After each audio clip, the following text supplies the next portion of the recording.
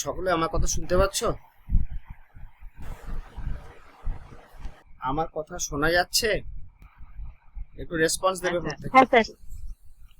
হ্যাঁ স্যার। ওকে, ঠিক আছে।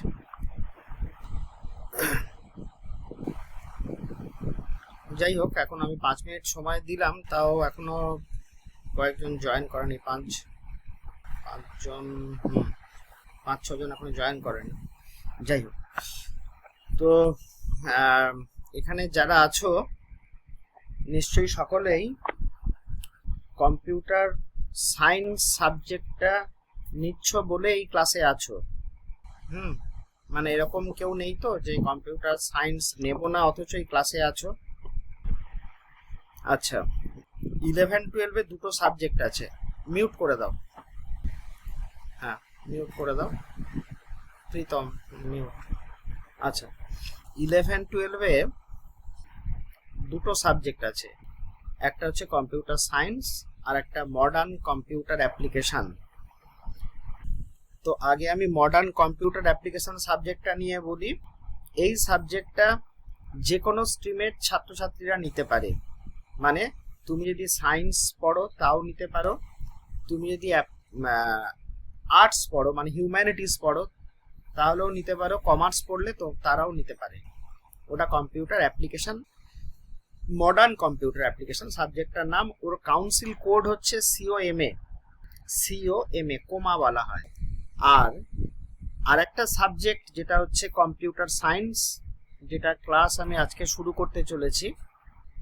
এই সাবজেক্টটা অনলি ফর সায়েন্স স্টুডেন্ট যারা ম্যাথমেটিক্স ফিজিক্স নেবে। হ্যাঁ, এবং ফিজিক্স মানে ম্যাথমেটিক্স নিতেই হবে, ফিজিক্সটা না নিয়ে কেউ সেখানে স্ট্যাটিস্টিক্স নিতে পারে। হ্যাঁ, ম্যাথমেটিক্স কিন্তু রাখতে হবে কম্পিউটার সায়েন্সে, যাতে তুমি পরবর্তী সময় পড়তে পারো। এখন কেউ ম্যাথ নিল না, এরকম ম্যাথ না নিয়েও কম্পিউটার সায়েন্স নিচ্ছে, এরকম আছে। ফিজিক্স নিয়েছে, কেমিস্ট্রি নিয়েছে, কম্পিউটার সায়েন্স নিয়েছে, আলটিমেটলি তার কিন্তু পরবর্তী সময় কোনো সুবিধে সে পাবে না। কম্পিউটার সায়েন্স পড়তে গেলে ম্যাথমেটিক্স রাখতেই হবে। এটা গেল, না হলে সমস্ত সুযোগগুলো বন্ধ হয়ে যাবে। আর তোমরা তো যারা এই সিদ্ধান্ত নিচ্ছ বায়োলজিকে ছেড়ে, বায়োলজি বিষয়টাকে পুরোপুরি ছেড়ে দিয়ে যারা নিচ্ছ, মানে তোমরা জানো যে আর কিন্তু তোমাদের বায়োলজি রিলেটেড কোনো বিষয় কিন্তু তোমরা আর পড়াশোনা করতে পারবে না। এরকম যেন মনে না হয় যে আমি করব বায়োলজির রিলেটেড বিষয়গুলো নিয়ে হয়তো ভবিষ্যতে পড়তে চাই। সেক্ষেত্রে কিন্তু কম্পিউটার সায়েন্স নিয়ে লাভ নেই। ধরো কেউ এরকম নিল, ফিজিক্স নিল, কেমিস্ট্রি নিল, কম্পিউটার সায়েন্স নিল, বায়োলজি নিল, এরকমও নেয়। 4টেই প্র্যাকটিক্যাল সাবজেক্ট এরকমও আছে, physics, chemistry, computer science, biology. সে কেন যে কম্পিউটার সায়েন্স নেয় আমার জানা নেই, মানে ওই প্র্যাকটিক্যাল সাবজেক্টের জন্য ওই নাম্বারটা নেওয়ার জন্য 4টেই বিষয় প্র্যাকটিক্যাল নিয়ে নিল। এরকম করা ঠিক নয়। আলটিমেটলি কম্পিউটার সায়েন্সে সে কোনো বেনিফিট পাবে না, সে যাবে হয়তো বায়োলজির লাইনে। তো এই কথাগুলো বলে দিলাম প্রথম দিন বলে। অনেক স্টুডেন্টরা তো বটেই, অনেক অভিভাবক এখনো গার্জেনরাও, তাদের মধ্যে এরকম কনফিউশন হয় কি করব না করব। তাহলে বায়োলজিকে ছাড়তে হবে এই বিষয়টা পড়তে গেলে, কারণ তো ম্যাথ রাখতেই হবে। আর সব থেকে বেস্ট কম্বিনেশন হচ্ছে physics, chemistry, mathematics, computer science, PCM আর কি। Physics, chemistry, mathematics, computer science, এটা হচ্ছে বেস্ট কম্বিনেশন। এছাড়াও যারা স্ট্যাটিস্টিক্স নিতে পারে সেক্ষেত্রেও সে নিতে পারবে। ফিজিক্স নিল, ম্যাথ নিল, বা ফিজিক্স নিল না, math, computer science, statistics, economics, এরকমও নিতে পারে। অনেকগুলো বিষয় আছে, সব স্কুলে এগুলো নেই। সমস্ত স্কুলে একদম ভালো ভালো স্কুলগুলোতে আছে, নরেন্দ্রপুরে আছে। হ্যাঁ, এই কম্বিনেশনটা খুব পপুলার কম্বিনেশন। এই কম্বিনেশন নিয়ে উচ্চ মাধ্যমিকে র্যাঙ্কও করছে লাস্ট কয়েক বছর, মানে 1 থেকে 10-এর মধ্যে 5-6 জন ছেলে চলে আসছে ওর মধ্যে। হ্যাঁ, ঠিক আছে। তাহলে কম্পিউটার সায়েন্স বিষয়ের ক্লাস 11-এ যে ফার্স্ট সেমিস্টারের সিলেবাস আছে, সেই সিলেবাসে একটা মুখ্য অংশ জুড়ে আছে, প্রধান অংশ জুড়ে আছে সি ল্যাঙ্গুয়েজ, ল্যাঙ্গুয়েজটার নাম সি, অ্যালফাবেট সি। 1972 সালে ডেনিস রিচি এই ল্যাঙ্গুয়েজটা তৈরি করেন আমেরিকার বেল ল্যাবরেটরিতে 1972-এ। এই ল্যাঙ্গুয়েজটাকে বলা হয় mother of all computer languages, mother of all computer languages. বুঝতেই পারছো কম্পিউটারে একাধিক ল্যাঙ্গুয়েজ আছে, তার মধ্যে মা বলা হয় এই ল্যাঙ্গুয়েজটাকে। হ্যাঁ, তোমরা হয়তো জেনে থাকবে বর্তমান সময়ে পাইথন এই ল্যাঙ্গুয়েজটার নাম তোমরা শুনেছো, চারিদিকে হয়তো শুনছো এই ল্যাঙ্গুয়েজটা। হ্যাঁ, তোমাদের সিলেবাস চেঞ্জ হয়েছে 1 বছর আগে। যে ফার্স্ট ব্যাচ পরীক্ষা দিল এবছর পরীক্ষায় বসেছে তারা। আমরা এই সবে উচ্চ মাধ্যমিকে খাতা দেখে উঠলাম, তো সেই খাতায় যাই হোক প্রথম বছরের স্টুডেন্ট তো মার্কস ফুল মার্কস পেয়েছে, খুব অল্প স্টুডেন্টই ফুল মার্কস পেয়েছে। আমার কাছে প্রায় 5000 খাতা ছিল। যাই হোক, আমি কাউন্সিলের হেড এক্সামিনার তো সেই জন্য আমার কাছে অনেক খাতা আসে, সেখান থেকে আমার কাছে এক্সামিনাররা নিয়ে যায়। তাতে করে মার্কস উঠেছে, ফুল মার্কস কমই উঠেছে। প্রথম বছর নতুন সিলেবাস। এই পাইথন ল্যাঙ্গুয়েজটা 4th সেমিস্টারে আছে, থার্ড সেমিস্টারে তোমরা পাবে, অর্থাৎ 12-এর ফার্স্ট সেমিস্টার যেটা। আরেকটা কথা, কাউন্সিল একটা চিন্তা ভাবনা করছে যে তোমাদের 11-এর যে দুটো সেমিস্টার তোমরা কিন্তু সেই মধ্যে পড়ে যেতে পারো, যে এটার মার্কস তো উচ্চ মাধ্যমিকে মার্কশিটে থাকে না, মানে শুধু 3rd আর 4th সেমিস্টারে মার্কসটাই মার্কশিটে থাকে।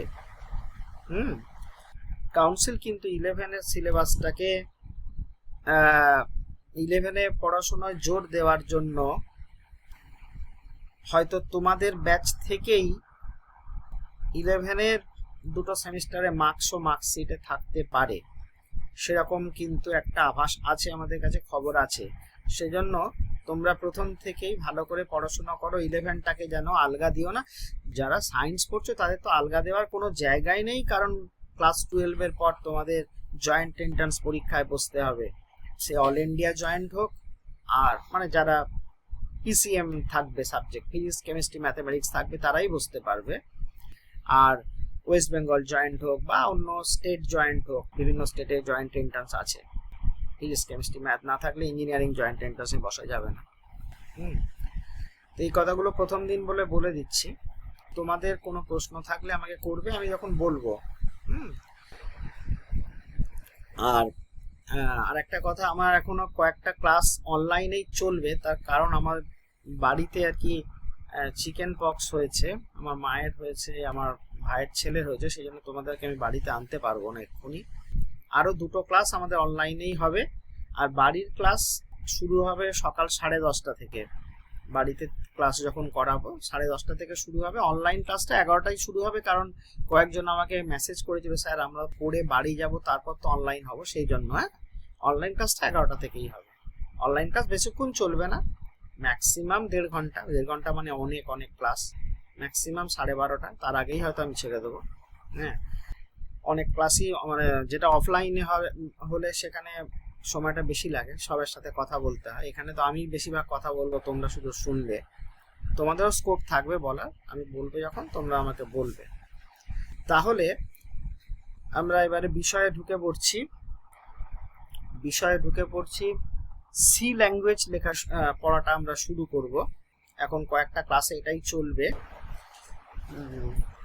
এখানে হয়তো কেউ কম্পিউটার বা অনেকে মিশনে, যেমন সরিষা রামকৃষ্ণ মিশনে, ভারত আশ্রমে, অনেক স্কুলে নিচু ক্লাসে কম্পিউটার হয়। তো কম্পিউটার জানা থাকলে ভালো। আর জানা থাকলে মানে যদি কোনো ল্যাঙ্গুয়েজ জানা থাকে তাহলে অনেকটাই সুবিধা হবে, বুঝতে পারবে সে। যেমন বেসিক ল্যাঙ্গুয়েজ যদি কেউ জানে, তারপরে স্ক্র্যাচ ল্যাঙ্গুয়েজ জানে, এগুলো ছোট ছোট ল্যাঙ্গুয়েজগুলো জানে, এরকম বিভিন্ন ল্যাঙ্গুয়েজ আছে। MIT ইনভেন্টর অ্যাপ জানে, তাদের ক্ষেত্রে লজিক বুঝতে সুবিধা হবে। হ্যাঁ, আমি একদম জিরো থেকেই শুরু করব। আচ্ছা, তাহলে প্রথমেই বলি যে কম্পিউটার ল্যাঙ্গুয়েজটা কি। যে কম্পিউটার কিছু জানো না সেই রকম জায়গা থেকেই শুরু হচ্ছে ক্লাস। হ্যাঁ, কম্পিউটার ল্যাঙ্গুয়েজটা কি। তো কম্পিউটার ল্যাঙ্গুয়েজে যাওয়ার আগে আমরা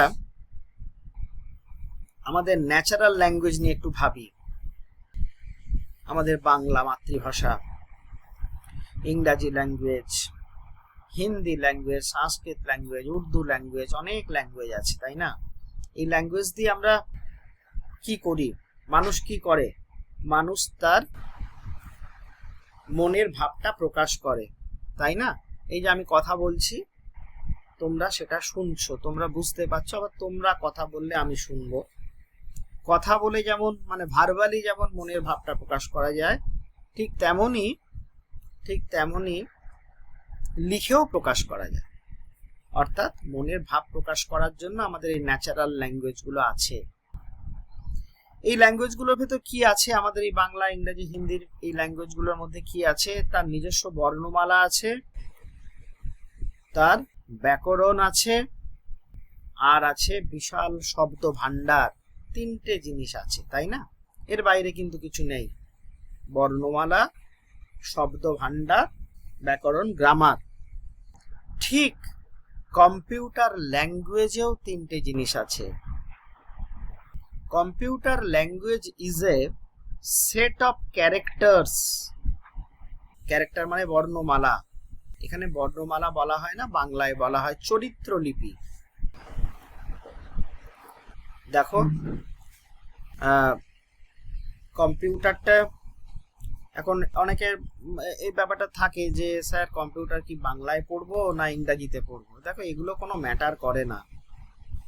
তুমি যদি বাংলা ভালো জানো, হ্যাঁ, তাহলে তুমি দেখবে ইংরেজি ভাষাটাকে খুব শিখে নিতে পারছো।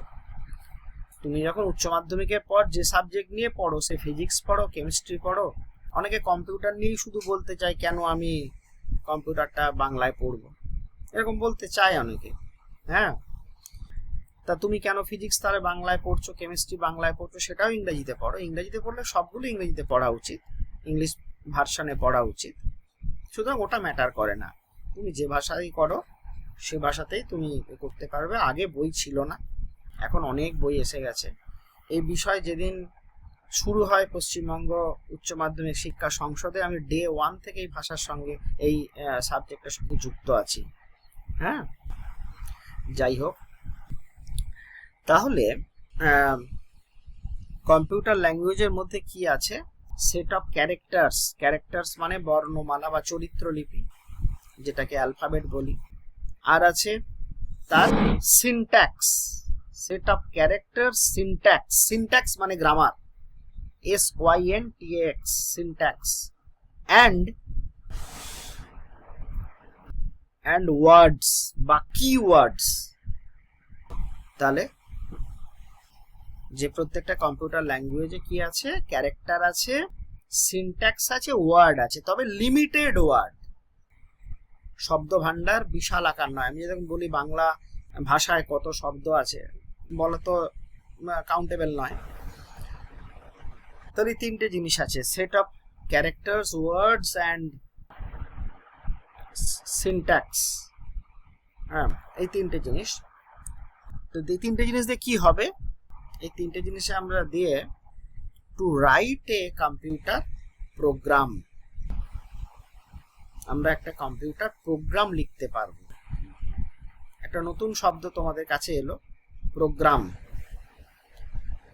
বেশ, প্রোগ্রাম কি? প্রোগ্রাম মানে কিন্তু এখানে প্রোগ্রাম স্পেলিংটা PROGRAMME নয়, কিন্তু একটা M। টিভি প্রোগ্রাম নয়, কম্পিউটার প্রোগ্রাম, দুটো বানান কিন্তু আলাদা। কম্পিউটার প্রোগ্রামে তাহলে কি আছে? কম্পিউটার প্রোগ্রাম হচ্ছে collection of instruction. Collection of instruction, instruction মানে নির্দেশ, কতগুলো নির্দেশের সমষ্টি। আর তাহলে মূল কে?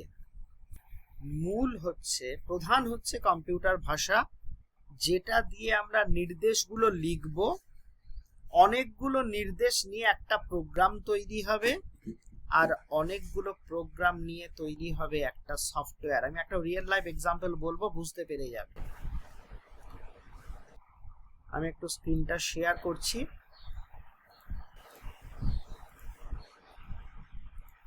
দেখো স্ক্রিনটা সবাই দেখতে পাচ্ছ কিনা? স্ক্রিনটা দেখা যাচ্ছে? হ্যাঁ স্যার। Very good.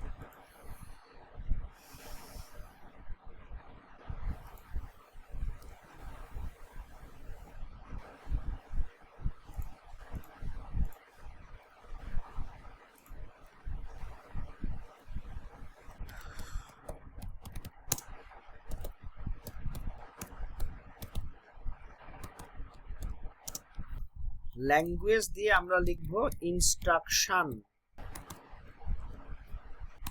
ইনস্ট্রাকশন,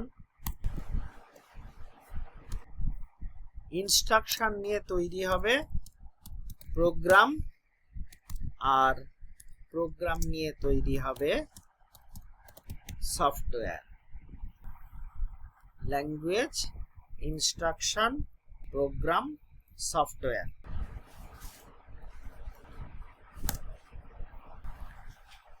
আমি গ্রুপে দিয়ে দিলাম ল্যাঙ্গুয়েজ, ইনস্ট্রাকশন, প্রোগ্রাম, সফটওয়্যার। এবার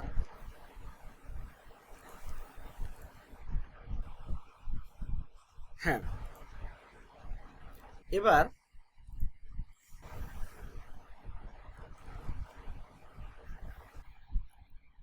একটা এক্সাম্পল নাও। ধরো তুমি ব্যাংকে গেছো, এখন তোমাদের সবারই ব্যাংকের অ্যাকাউন্ট আছে, ব্যাংকে গেছো। হ্যাঁ, ব্যাংকে গেলে দেখবে ব্যাংকে বিভিন্ন ধরনের কাজ হয়। ব্যাংকে কেউ টাকা তুলছে, কেউ টাকা জমা করছে, কেউ ব্যাংকে হয়তো তার এটিএম এর কার্ডে কোনো সমস্যা হয়েছে সেটা নিয়ে কথা বলছে, কেউ হয়তো ব্যাংকে চেক বুক আছে, তোমরা জানো, সেই চেক রিলেটেড কোনো কাজকর্মের জন্য কথা বলছে, কেউ হয়তো ব্যাংকে লোন নিয়েছে, বাড়ি তৈরি করার লোন, সেই বিষয়ে কথা বলছে, গাড়ি কিনেছে তার লোন নিয়েছে, পড়াশোনা করবে তার লোন নিয়েছে। আচ্ছা তোমরা বলো, এই বিভিন্ন কাজের জন্য কি সবাই একটা কাউন্টারেই যায়, না বিভিন্ন কাউন্টারে ছড়িয়ে যায় ব্যাংকে গিয়ে? বলো। ব্যাংকে গিয়ে সব কাজের জন্য কেউ একজনের কাছে যায়, না বিভিন্ন জায়গায় যায় ব্যাংকের মধ্যে গিয়ে? কেউ উত্তর দাও যে কেউ একজন। বিভিন্ন কাউন্টারে যায়। বিভিন্ন কাউন্টারে যায়, বিভিন্ন কাউন্টারে যেতে হবে তো, এক একটা কাউন্টারে এক এক ধরনের কাজ হয়, তাই না? বেশ, এবার দেখবে যারা যারা কাউন্টারে বসে আছেন ব্যাংকের এমপ্লয়িরা, প্রত্যেকের কাছে একটা করে কম্পিউটার আছে, প্রত্যেকের কাছে কম্পিউটার আছে। সেখানে কি চলছে তোমাদের মনে প্রশ্ন জাগে না? ওই কম্পিউটারগুলো কি চলছে? সেখানে কি তারা গেম খেলছে বসে বসে, নাকি এমএস ওয়ার্ডে কাজ করছে, এক্সেলে কাজ করছে, পাওয়ার পয়েন্টে কাজ করছে? না, তারা কাজ করছেন ব্যাংকিং সফটওয়্যারে। ধরো তুমি স্টেট ব্যাংকে গেছো, স্টেট ব্যাংকে তাদের নিজস্ব ব্যাংকিং সফটওয়্যার আছে, সেই সফটওয়্যারে তারা কাজ করছে, এবং তাদের সামনে যে উইন্ডো খোলা আছে, ব্যাংক মানে যে কাজটা আছে, তিনি যে কাজ করছেন সেই কাউন্টারে শুধু তার কাজের জন্য যে উইন্ডোটা থাকার কথা সেটা খোলা আছে।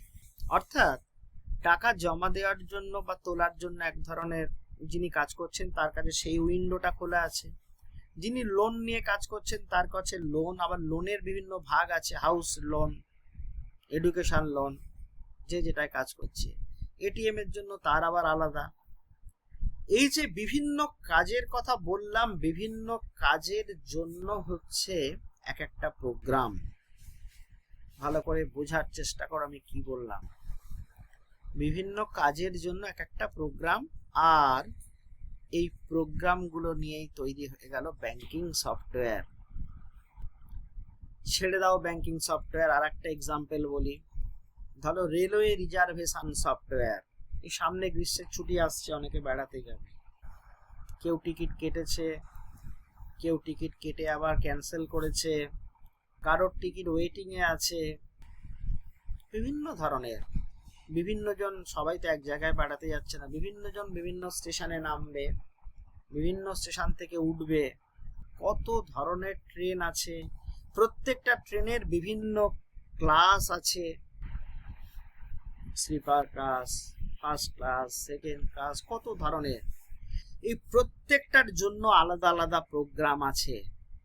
প্রোগ্রামগুলো নিয়ে তৈরি হচ্ছে কি না রেলওয়ে রিজার্ভেশন সফটওয়্যার। তাহলে আমি যেটা তোমাদেরকে শেয়ার করলাম যে সফটওয়্যারটা কি, সফটওয়্যার হচ্ছে অনেকগুলো প্রোগ্রামের সমষ্টি। আশা করছি তোমরা বুঝতে পারছো প্রোগ্রাম কোনগুলো।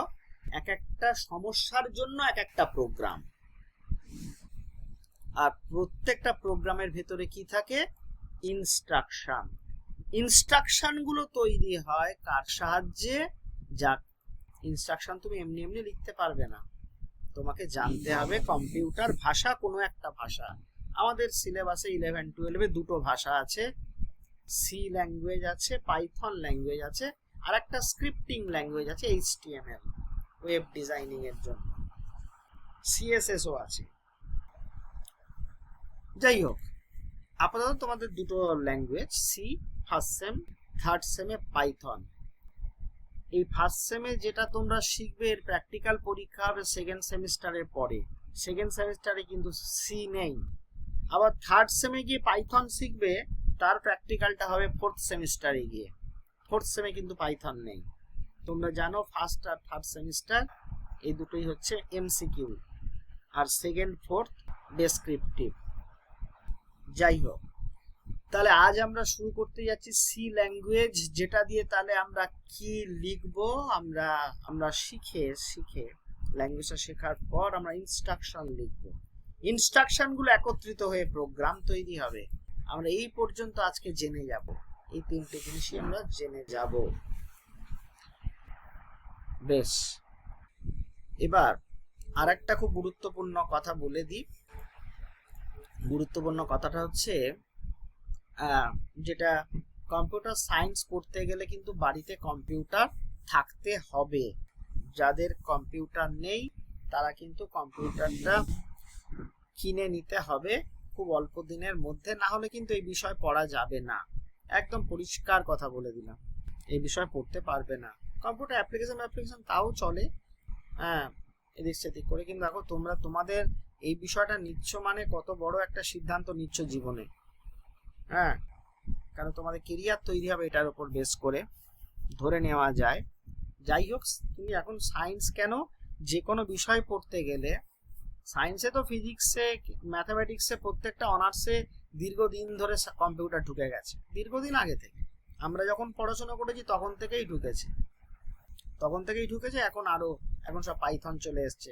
ফিজিক্স অনার্সে পাইথন আছে, স্ট্যাটিস্টিক্সে পাইথন আছে, ম্যাথামেটিক্সে পাইথন আছে। পাইথনের বিশাল লাইব্রেরি আছে, প্রচুর লাইব্রেরি আছে, সেইগুলো সব শেখানো হয়। যাই হোক, তো কম্পিউটার তোমাদের লাগবে, না হলে কিন্তু এগোতে পারবে না, সায়েন্স পড়াটাই হবে না বলতে গেলে। আর যারা আর্টস পড়ছে, কমার্স পড়ছে, তাদের ক্ষেত্রেও কম্পিউটার প্রত্যেকটা সাবজেক্টের সঙ্গে জুড়ে আছে।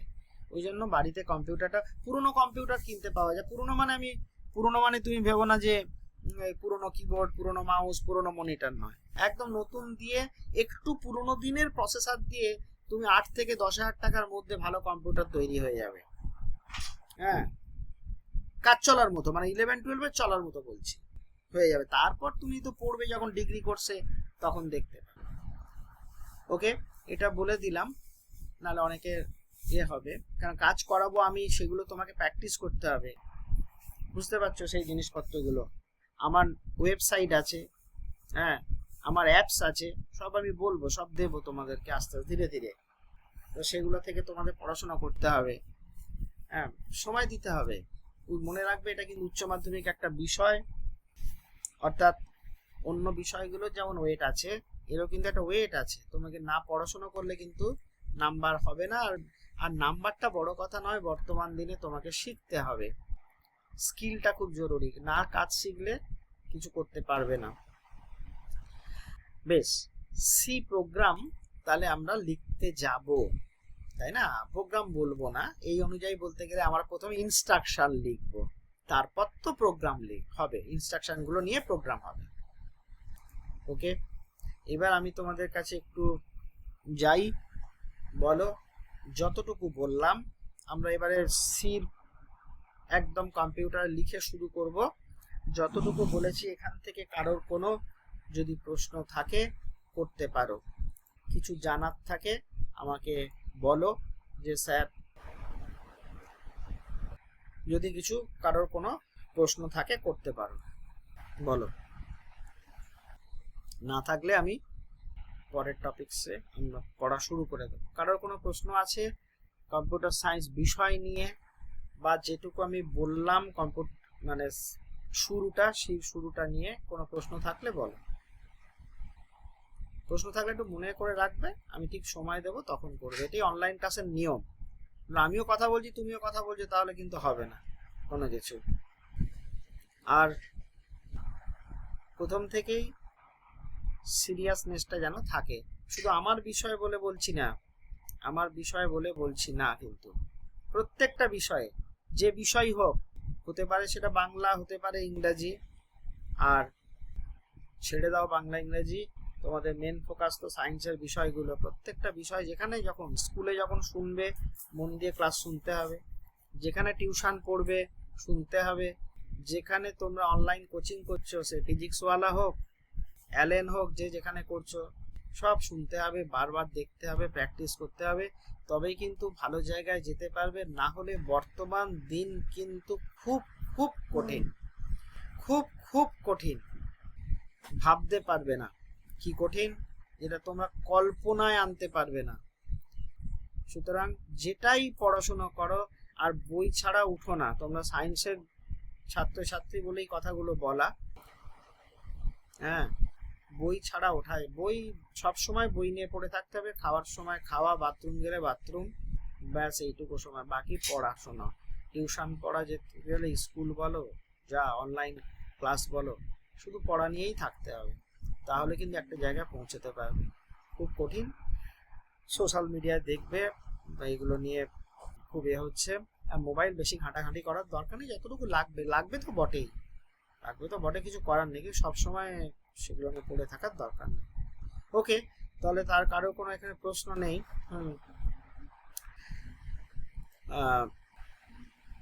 12 জন ক্লাস করছে। ওকে, ঠিকই আছে। তাহলে আমি আমার ভিডিওটা এখানে অফ করে দিচ্ছি, দিয়ে আমি স্ক্রিন শেয়ার করে চলে যাচ্ছি। বেশ, আমরা সি প্রোগ্রামটা কম্পিউটারে কোথায় করব?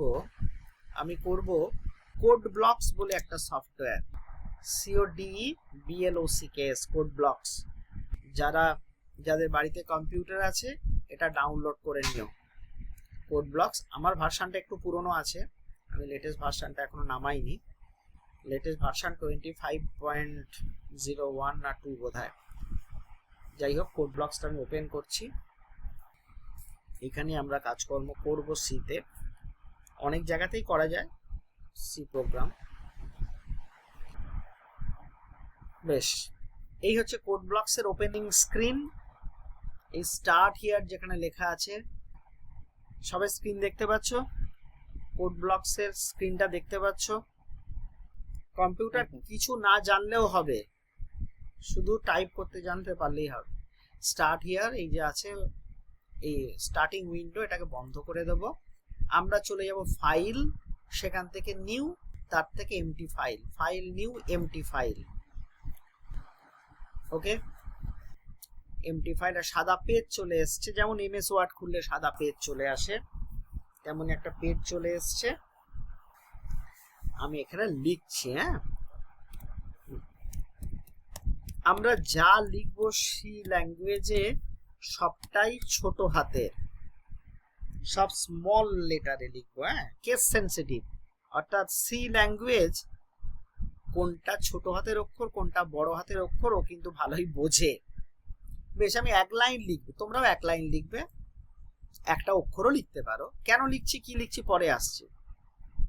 এইটুকু লিখে আমরা চলে যাব সেভ করব, ফাইলে গিয়ে save as, save file as, save করলে এটা আসবে। কোথায় সেভ করছি? আমি ডেস্কটপে সেভ করছি। তোমরা যদি মনে করো অন্য জায়গায় সেভ করে, সি আছে, সি তে কেউ সেভ করবে না। সিটে তো অপারেটিং সিস্টেম থাকে, অন্য সফটওয়্যার থাকে, ডি বা ই যার যেটা সেখানে সেভ করে সেখানে ফোল্ডার বানিয়ে নেবে সি ল্যাঙ্গুয়েজ বলে। ধরো এইখানটাতে ডেস্কটপে আমি একটা ফোল্ডার বানিয়ে দিচ্ছি, রাইট ক্লিক করে নিউ ফোল্ডার, ধরো আমি বানানো ফোল্ডারটার নাম দিচ্ছি সি প্রোগ্রামস। ওকে, সেটাতে ডাবল ক্লিক করে দিচ্ছি। তাহলে এখানটা কি দেখাচ্ছে এখন? সেভ ইন কোথায়? Save in C programs. এখানটাতে এবার আমরা ফাইলের নামটা দেব। আমরা প্রথম প্রোগ্রামের নাম দিচ্ছি এফ, ধর p1 dot C, p1 dot C বলছি এটা কি, দিয়ে সেভে ক্লিক করে দিলাম। সঙ্গে সঙ্গে দেখো এটা একটা কালারফুল হয়ে গেল, এটা গ্রিন কালারে চলে এলো, অটোমেটিক কালার নেবে, ওটা নিয়ে ভাবার দরকার নেই। আমি এটা মিনিমাইজ করি। এই দেখো ফোল্ডারটার নাম সি প্রোগ্রামস, এর ভেতরে যাই, ডাবল ক্লিক করলে এটা দেখাচ্ছে প্রোগ্রাম p1.c। আমার আইকনটা কি দেখাচ্ছে? কোড ব্লকস এর আইকনটা দেখাচ্ছে। এটা তাহলে কি প্রোগ্রাম? আমার সি প্রোগ্রাম। সি প্রোগ্রামটা বুঝবো কি করে? ওই ডট সি দিয়ে। প্রতিটা ফাইলের নামের ভালো করে শোনো, এই যে আমি নামটা কি দিলাম না, নামটা আমি দিলাম p1.c। এই যে p1.c দুটো নাম, একটা p1 একটা c, মাঝখানে আছে ডট সেপারেটর। প্রথমে যে নামটা দিচ্ছি এটাকে বলা হয়, মানে হিয়ার p1 ইজ, মানে p1টা হচ্ছে ইউজার ডিফাইন্ড নেম, মানে ইউজার যে নামটা দিল সেই নাম। p1 হচ্ছে ইউজার কর্তৃক যে নামটা দিচ্ছে সেই নামটা, সেটাই হচ্ছে p1, সেটাই হচ্ছে p1 আমরা যে নামটা দিলাম। আর আর আর সিটা কি? সিটা হচ্ছে, সিটা কি আসছে এখন, কি জয়েন করছে? সিটা হচ্ছে নেম অফ এক্সটেনশন, এক্সটেনশন অতিরিক্ত নাম, সেটা হচ্ছে অতিরিক্ত নাম। মানে যখন যদি পাইথনে যখন দেবো আমরা লিখবো p1.py, py, p1.py।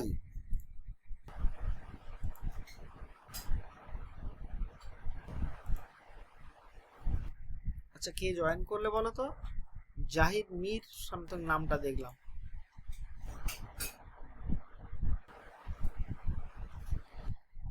কে জয়েন করলে এক্ষুনি একটু বলো, নামটা বলো।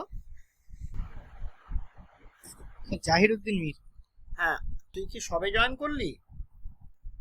না স্যার, ওটা ফোন থেকে ছিল, এটা ল্যাপটপ থেকে জয়েন করলাম। আচ্ছা আচ্ছা, ঠিক আছে ঠিক আছে ঠিক আছে। হ্যাঁ, যেটা বলছিলাম, p1 হচ্ছে ইউজারের দেওয়া নাম, তাহলে সুতরাং তুমি এই নামটা যা খুশি দিতে পারো, তুমি জাহিদ বলে দিতে পারো, শান্তনু বলে দিতে পারো, যে যার নাম দিয়ে দিতে পারো, কিন্তু দেবে না। এটা হচ্ছে ব্যাড প্র্যাকটিস, এটা ব্যাড প্র্যাকটিস। দেখো আমি এই ফোল্ডারটার নাম কি দিয়েছিলাম? C program. আমি এটা লিখেছি পাইথন প্রোগ্রামস। পাইথন প্রোগ্রাম, লোকে ভাবলো, এটা খুললো, খুলে দেখছো বাবা এটা তো সি প্রোগ্রাম আছে, তার নামকরণটা নেমিং কনসেপ্ট। হ্যাঁ, এটা কিন্তু একটা খুব ইম্পর্টেন্ট জায়গা। যাই হোক, তাহলে আমাদের ফাইলের নামে দুটো অংশ বুঝে গেলাম, একটা ইউজারের নাম, একটা এক্সটেনশন নেম। প্রাইমারি নেম, এটাকে বলা হয় প্রাইমারি নেম, প্রাইমারি নেম। আর এটাকে বলা হয় সেকেন্ডারি, বা মূল কথাটা আগে বলি, সেকেন্ডারি কথাটা পরে, এক্সটেনশন বা সেকেন্ডারি নেম। হ্যাঁ, সেকেন্ডারি নেম। পাইথনে ক্ষেত্রে হবে ডট পাই। ওকে, তাহলে আমরা আবার প্রোগ্রামে ফিরে যাব। বেশ, কোড ব্লকসে আমরা একটা লাইন লিখেছি, কেন লিখেছি সেটা পরে আসছি। সির প্রত্যেকটা প্রোগ্রামের শুরুতেই এটা লিখতে হয়। এরপরে লিখছি, আমি কি লিখছি এটা নিয়ে এখন ভেবো না, আমি যেটা লিখছি শুধু দেখে যাও, তারপরে বলছি। শুধু একটা জিনিস মাথায় রেখো, মাথায় রাখতে হবে, সেটা হচ্ছে সির সবকিছু হবে কিসে না, সবকিছু লিখবো আমরা ছোট হাতের স্মল লেটারে। যা কিছু লিখবো আমরা স্মল লেটারে লিখবো, স্মল লেটারে লিখবো। হ্যাঁ, বেশ, এবার এটা আমি বোঝাবো। যেটুকু লিখেছি, ক লাইন লিখেছি বলো তো? দেখো 6টা লাইন লিখে, তুমি বলো যে 7 না, 7 নম্বর লাইনে তো আমি কিছু লিখিনি, এটা এখন ফাঁকা আছে, তুমি এটাকে ডিলিটও করে দিতে পারো, কোনো অসুবিধা নেই ব্যাকস্পেস দিয়ে। তাহলে 6টা লাইন লিখেছি, এক একটা লাইন মানে হচ্ছে এক একটা ইনস্ট্রাকশন, এক একটা লাইন এক একটা ইনস্ট্রাকশন। ওকে, তাহলে কি দাঁড়ালো, আমরা এই কম্পিউটার ল্যাঙ্গুয়েজ, দ্যাট ইজ এখানে সি ল্যাঙ্গুয়েজ, সেই ল্যাঙ্গুয়েজ দিয়ে ইনস্ট্রাকশন লিখলাম, ইনস্ট্রাকশন গুলো একত্রিত হয়ে একটা প্রোগ্রাম তৈরি হয়েছে, যে প্রোগ্রাম ফাইলটার নাম p1.c। এইটুকু ক্লিয়ার হয়েছে? Please response. এইটুকু কি ক্লিয়ার হলো আমি যতটুকু বললাম? হ্যাঁ স্যার। কারো কোনো প্রশ্ন থাকলে করতে পারো, যদিও এইখান থেকে করো না, এটা আমি এখনো বোঝাইনি, বোঝাবো। তাহলে এতগুলো ইনস্ট্রাকশন, তাহলে আমি লাইন নাম্বার 1 এ যে ইনস্ট্রাকশন আছে সেইখানে যাচ্ছি, হ্যাজ ইনক্লুড stdio.h। একটা জিনিস দেখো, এই যে নামটা, এই stdio.h আর p1.c দুটোর মধ্যে মিল পাচ্ছ? কি মিল পাচ্ছ না, মাঝখানে একটা করে ডট আছে, ইয়েস, এটাই যথেষ্ট। এটা দিয়ে বোঝায় এটাও একটা ফাইল, এটা দিয়ে বোঝায় stdio.h এটাও একটা ফাইল। তবে এই ফাইলের প্রথমে যে নামটা আছে stdio, এটা আমার দেওয়া তোমার দেওয়া নয়, দ্যাট ইজ ইউজার ডিফাইন্ড নয়, ব্যবহারকারী কর্তৃক সংজ্ঞায়িত নয়, ব্যবহারকারী এই নামটা দেয়নি। তাহলে কে দিয়েছে নামটা? কে দিল? ডেনিস রিচি 72 সালে যখন সে শুরু করে, এরপরেও আরো অনেকে কন্ট্রিবিউট করেছেন এখানে। তাহলে এটা সি ল্যাঙ্গুয়েজের নিজস্ব নাম, ফাইলের নাম, আর এইচ হচ্ছে একটা এক্সটেনশন নেম, এটাকে বলা হেডার বলা হয়। সুতরাং stdio.h এটা একটা সির নিজস্ব ফাইল, সির নিজস্ব ফাইল, যেটাকে আমাদের এই প্রোগ্রামের লাগবে, কাজে লাগবে, প্রোগ্রামের কাজে লাগবে, সেই জন্য সেটাকে শুরুতেই আমরা ইনক্লুড করে নিচ্ছি, এখানে ইনক্লুড করে নিচ্ছে। ইনক্লুডটাও কিন্তু সির শব্দ, আমার মানে সি ল্যাঙ্গুয়েজ, এই ল্যাঙ্গুয়েজটা কি, এগুলো হাই লেভেল ল্যাঙ্গুয়েজ বলা হয়। হাই লেভেল ল্যাঙ্গুয়েজ মানে উচ্চ স্তরের ভাষা, যেখানে সবকিছুই ইংলিশ লাইক ওয়ার্ডে আছে। যেমন তুমি ইনক্লুড শব্দটা ইংরেজি ডিকশনারিতে পাবে, মেন শব্দটা পাবে, আবার ইন্ড শব্দ পাবে না, but that is English like word, মানে ইংরেজি অ্যালফাবেট নিয়ে তৈরি হয়েছে। প্রিন্টেপ তুমি ডিকশনারিতে পাবে না, প্রিন্ট পাবে, প্রিন্টেপ পাবে না, রিটার্ন আবার পাবে।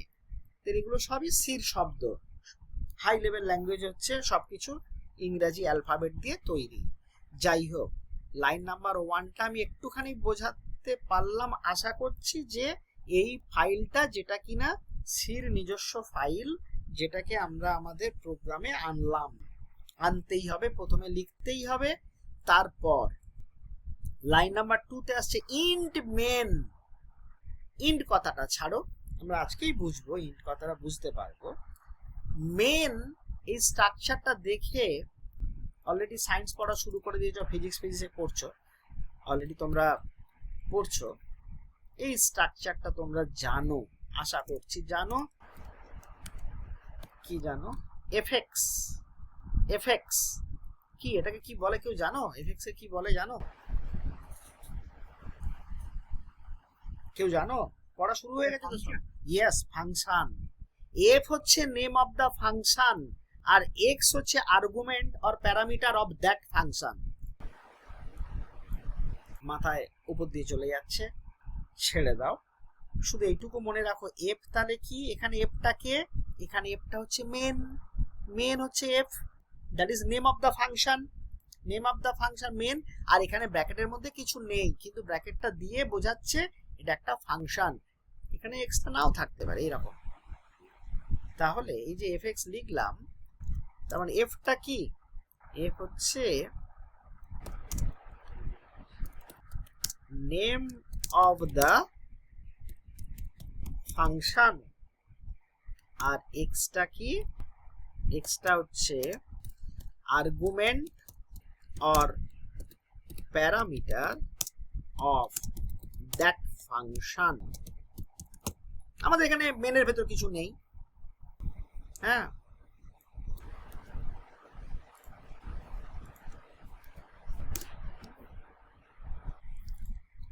তাহলে আমরা যাই, তাহলে মেন একটা ফাংশন। ইন্ট কি এক্ষুনি বললাম না, তবে ইন্ট অবশ্যই একটা শব্দ। কার শব্দ? ইংরেজি ভাষার নয়, সি ভাষার। ওকে, এই হচ্ছে মেন ফাংশনের শুরু। বলে কোথায় স্যার? লাইন নাম্বার 3 তে কার্লি ব্রেসেস, দ্বিতীয় বন্ধনী দিয়ে শুরু হয়েছে কার্লি ব্রেস, আর লাইন নাম্বার 6 এ কার্লি ব্রেসটা শেষ হয়েছে। এইটাই হচ্ছে সির বডি। 3 থেকে 6। তুমি বলো স্যার প্রত্যেকটা প্রোগ্রামে কি 3 এ শুরু হবে আর 6 শেষ হবে? না না না না, শুরুটা সাধারণভাবে বেশিরভাগ ক্ষেত্রে 3 এ হবে, শেষ তো আমার যত ইনস্ট্রাকশন লিখবো তত হবে। ধরো আমি এখানে এন্টার দিয়ে যাচ্ছি, তার লাইন নাম্বার 12 তে গিয়ে শেষ হয়েছে। তুমি বলো স্যার 6 থেকে 12, লাইন নাম্বার 13 তে গিয়ে শেষ হলো, 6 থেকে 12 তো স্যার কিছু লিখলেন না? লিখিনি, ফাঁকা রেখেছি। তা ফাঁকা তো কেউ রাখে না, কাজ হবে, ইনস্ট্রাকশন লিখবো আমরা। তাহলে এই হচ্ছে বডি। কার বডি? সি প্রোগ্রামের বডি, বা আরো গুরুত্বপূর্ণ মেন ফাংশনের বডি। মেন ফাংশনের বডি। তুমি বলবে স্যার আরো কি ফাংশন হয়? হ্যাঁ, আরো অনেক ফাংশন হয়। যে ফাংশনই হোক সবই আমাদের এই মেনের ভেতর থেকে কাজ হবে। যে ফাংশন, আরো অনেক ফাংশন আসবে, তবে মেন হচ্ছে মেন ফাংশন। মেন হচ্ছে, দুটো মেন বললে কেমন হয়ে যাচ্ছে কথাটা, তাহলে আমি কি বলবো? মেন হচ্ছে প্রধান ফাংশন। চলো আমরা সির মেন ফাংশনে ঢুকে যাচ্ছি, বডিতে ঢুকছি। এই হচ্ছে প্রোগ্রামের বডি, যেখানে আছে লাইন নাম্বার 4 আর 5 এ দুটো ইনস্ট্রাকশন আছে। লাইন নাম্বার 4 আর 5 এ দুটো ইনস্ট্রাকশন আছে। এই দুটো ইনস্ট্রাকশন আপাতত আমাদের প্রথম প্রোগ্রামের বডিতে থাকছে। শুরুতেই আমি লিখেছি লাইন নাম্বার 4 এ লিখেছি প্রিন্টএফ। লক্ষ্য রাখো, মন দাও, কে বলতে পারে প্রিন্টএফটা কি? কে বলতে পারে? তুমি যদি সি জেনেও থাকো, সেই আইডিয়া দিয়ে সেটা থেকে বলতে পারো, আর কেউ না জানলেও বলতে পারো। আমি আজকে যেটুকু ক্লাস করিয়েছি বলা উচিত। প্রিন্টএফটা কি বলো? আমি যতটুকু করালাম তার থেকেই বলতে পারবে। বলো প্রিন্টএফটা কি? স্যার একটা ইনস্ট্রাকশন দেওয়া হচ্ছে। হ্যাঁ, ইনস্ট্রাকশন, একদম ঠিক, ইনস্ট্রাকশন। ইনস্ট্রাকশন কি হচ্ছে, কাজ তো আমি এখনো বলিনি। তুমি যদি সি জেনে থাকো তাহলে তুমি বলতে পারবে, সেটা বলো না, তুমি জানো বলে। হ্যাঁ, সেটা বলো না, তুমি শুধু বলো প্রিন্টএফটা, তুমি বলো ইনস্ট্রাকশন, সেটা আমরা জানি। আর কি বাকিরা? এটা কে বললে কথাটা?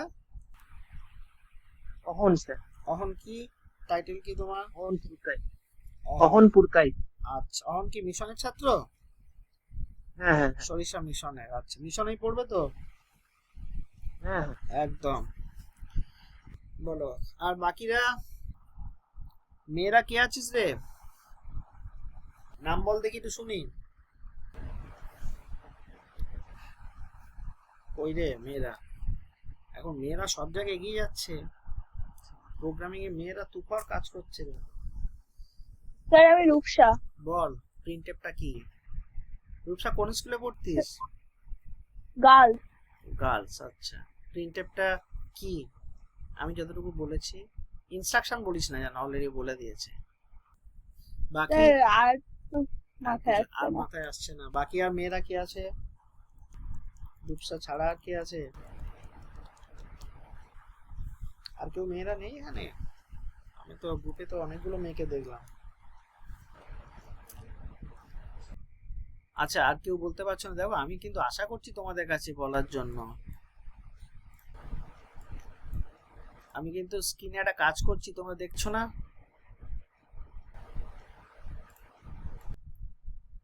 স্যার আউটপুট দেখাতে সাহায্য করে। কি বলছো এটা? সৌম্য সৌম্য কি টাইটেল কি তোমার? অধিকারী, সৌম্য অধিকারী, মিশনের ছাত্র? ভারত স্যার। ভারত সেবাশ্রমের ছাত্র। তুমি তো সি একটু জানো, সেটা তুমি বলে দিলে। আউটপুট দেখাতে কাজ করে, আমি তো ওটা জানতে চাইনি, এখনো বলিনি ওটা। ওরে বাবা, ক্যারেক্টার হবে। প্রিন্ট না, প্রিন্ট একটা ফাংশন। আমি এখানে বারবার ক্লিক করছি, কালার চেঞ্জ হচ্ছে, দেখতে পাচ্ছিস না? কালার চেঞ্জ হচ্ছে, দেখতে পাচ্ছিস না? প্রিন্টে ফাংশন না একটা? কি রে? হ্যাঁ স্যার। ওই দেখ, এফেক্টসটা ভুলে গেলি এর মধ্যে? এফেক্টসটা ভুলে গেলি? আচ্ছা,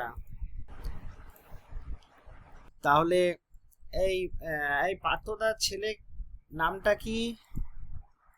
কে আছে? আর্য চক্রবর্তী। আর্য। আর্য, এটা তাহলে ফাংশন বলবি তো? বল আর্য বল, এখানে ফাংশনটার তাহলে নাম কি? লাইন নাম্বার 4 এ যেটা সেকেন্ড ব্র্যাকেটের মধ্যে যেটা ওয়েলকাম টু সি লেখা হয়েছে। ওটা ফাংশনটার নাম? ওটা ফাংশনটার নাম সরি প্রিন্টে। প্রিন্টে। প্রিন্টেপটা। আর যেটা তুই বললি ওয়েলকাম, ওটা আর্গুমেন্ট। ইয়েস, ওটা আর্গুমেন্ট। তাহলে আমি এইটাই আনসার চাইছিলাম যে প্রিন্টএফটা কি। দেখ, তাহলে একটু আগে আমি বলছিলাম অনেক ফাংশন আমরা ব্যবহার করব, তাহলে মেন ফাংশনের ভেতরে একটা ফাংশন হয়ে গেল প্রিন্টএফ। এবার আমি বলবো প্রিন্টএফ ফাংশনের কাজ কি। এখনো তো আমি সেটা বলিনি, প্রিন্টএফ ফাংশনের কাজ কি। বেশ, মন দাও সবাই। দেখো, এই যে প্রিন্টএফ ফাংশনের ভিতরে যেটা লিখেছি, এখানে আবার ডাব্লুটা বড় হাতের আছে। তুমি যদি মনে করো সব বড় হাতের করতে পারো, কোনো অসুবিধা নেই। তুমি আবার এক্ষুনি প্রশ্ন করবে, স্যার আপনি তো বললেন সিটা কেস সেন্সিটিভ, সব ছোট হাতের লিখতে হয়। ইয়েস, বড় হাতেরও লেখা যায়। কোথায় লেখা যায়? প্রিন্টএফের ভেতরে ডাবল কোট যেখানে দেব, ডাবল কোটের ভেতরে, ডাবল ইনভার্টেড কমার ভেতরে আমরা যেটা লিখবো সেটা বড় হাতের লেখা যায়। এখানে আমাদের স্বাধীনতা আছে। একটু আগে কি একজন বললো, সৌম্য প্রবাবলি বললো প্রিন্টএফ হচ্ছে আউটপুট হয়।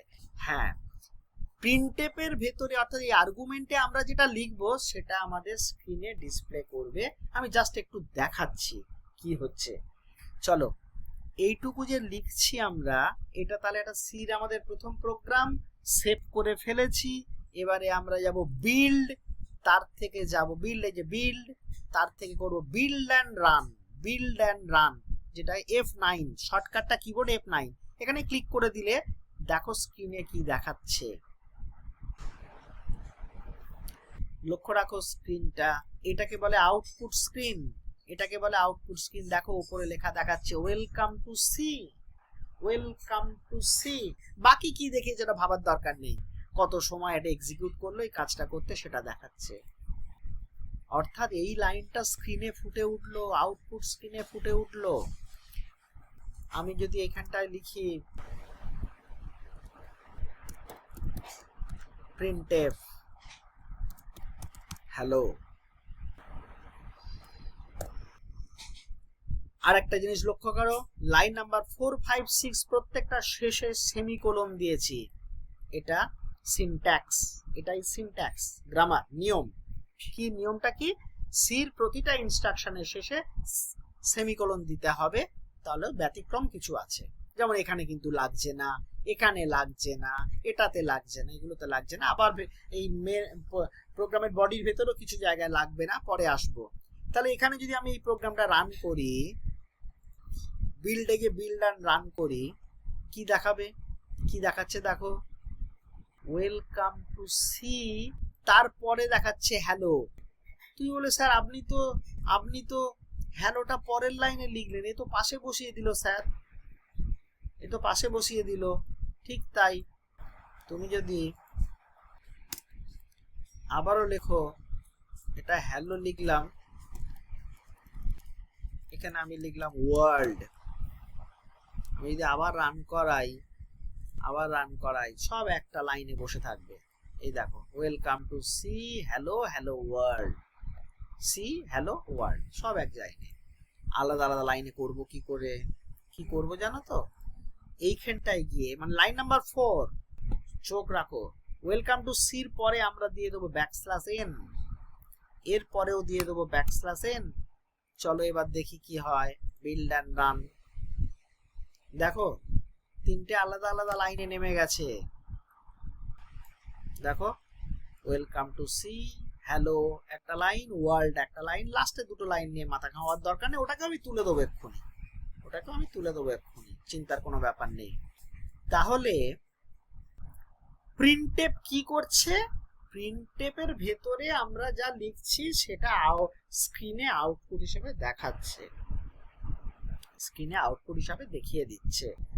স্ক্রিনে আউটপুট মানে কথাটা মানে কি, এইটা হচ্ছে আউটপুট স্ক্রিন, এই যে যেটা মুভ করছি আমরা এটা আউটপুট স্ক্রিন, বুঝতে পেরেছো?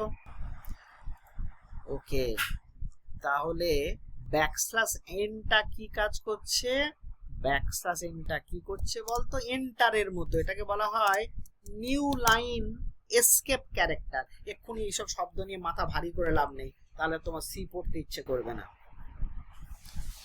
আবারও বলছি, জিনিসপত্র কঠিন নয়, সহজেই তোমরা বুঝতে পারবে, শুধু একটু মন দিয়ে শুনতে হবে। হ্যাঁ, তাহলে ব্যাকস্ল্যাশ এনটা নিউ লাইন আছে, তাই না, নতুন লাইন নিয়ে আসছে। এই যে ব্যাকস্ল্যাশ এন, এটাকে শেষে না দিয়ে পরের লাইনের প্রথমে দিলেও একই আউটপুট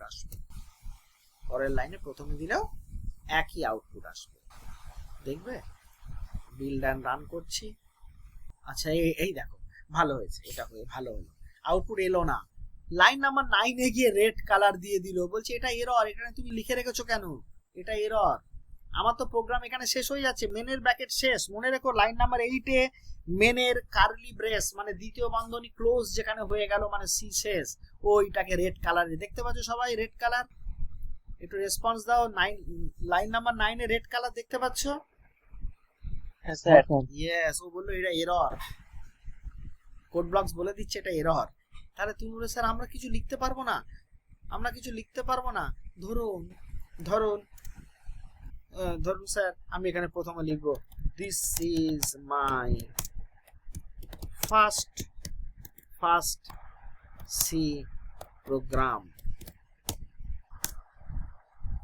ডেট আজকে কত তারিখ, 5 তারিখ, আমি এটা লিখতে পারবো না।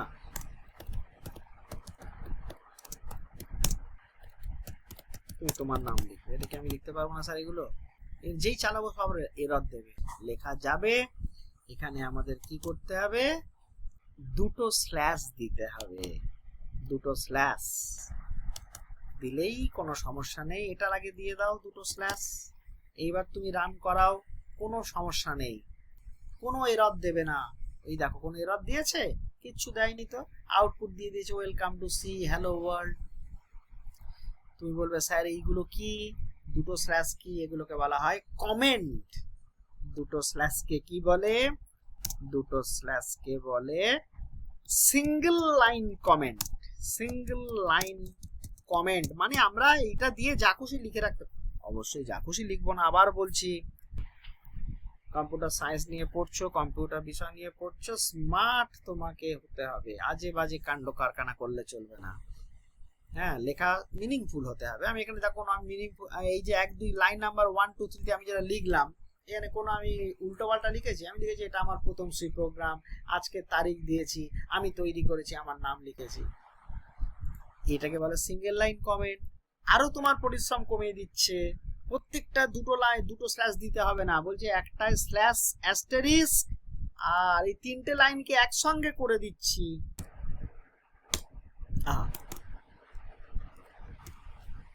দেখো কালার চেঞ্জ হয়ে যাচ্ছে অটোমেটিক, এটাকে বলা হয় মানে কি থাকবে, শুরুতে থাকবে স্ল্যাশ অ্যাস্টেরিস্ক, তারপরে যা খুশি তুমি করো, যত খুশি লাইন দাও, কোনো যায় আসে না, দিয়ে শেষে দিয়ে দাও অ্যাস্টেরিস্ক স্ল্যাশ। তাই এটাকে কি বলে, multi line comment. Multi line comment, বুঝতে পারছো কি বলছে, এইটাকে বলে মাল্টি লাইন কমেন্ট। এটা কিন্তু করলে এরর দেবে, এটা কিন্তু করলে এরর দেবে, কারণ এটা তো বাইরে চলে যাচ্ছে। তাহলে এটাকে আমি ভেতরে দিয়ে দিই, হ্যাঁ এটাকে এর ভেতরে দিয়ে দিই, নাহলে এরর দিয়ে বসে থাকবে। মাল্টি লাইন কমেন্টটা তাহলে সিঙ্গেল লাইন কমেন্ট দুটো স্ল্যাশ, মাল্টি লাইন কমেন্ট কি শুরুতে এইটা স্ল্যাশ অ্যাস্টেরিস্ক আর শেষে এইটা।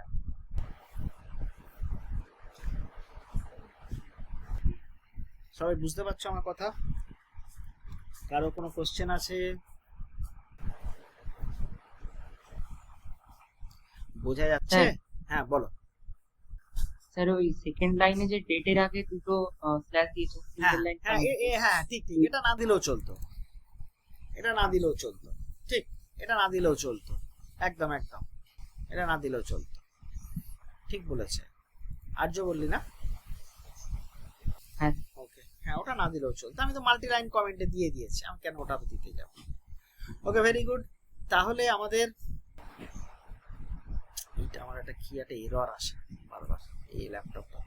হ্যাঁ তাহলে আমরা এই পর্যন্ত শিখে গেলাম। এই নিউ লাইনটাকে আমরা এখানে লিখে দিই, এটাকে কি বলে, এসকেপ ক্যারেক্টার। ওকে, আর কি বলে, এবার চলে আসবো আমরা রিটার্ন জিরো। রিটার্ন জিরো আপাতত খুব একটা তোমরা বুঝতে পারবে না, শুধু এইটুকু মনে রাখো, এই যে ফাংশন মেন, এই ফাংশন মেনটা কোনো কিছু রিটার্ন করছে না, সেই জন্য দেওয়া। আপাতত তোমরা এটা মনে রাখো যে রিটার্ন জিরো মানে প্রোগ্রাম সাকসেসফুলি শেষ করা হচ্ছে, এইটা বোঝানোর জন্য এই রিটার্ন জিরোটা। পরে আমরা আরো বুঝবো, এক্ষুনি মাথা ঘামাবার দরকার নেই। কিন্তু তোমাকে এই স্ট্রাকচার লাইন নাম্বার 4, 5, বাকিগুলো বলছি না কমেন্ট কি লিখবে না লিখবে, তবে এটা গুড প্র্যাকটিস কোনটা কি প্রোগ্রাম শুরুতে লিখে রাখা, শুরুতে লিখে রাখা। এই ডেড বা ডেভেলপ বাই এটা কথা বাদ দাও, এটা এমনি বলেছি তোমাদের, এই মাল্টি লাইন কমেন্টটা বোঝাবো বলে।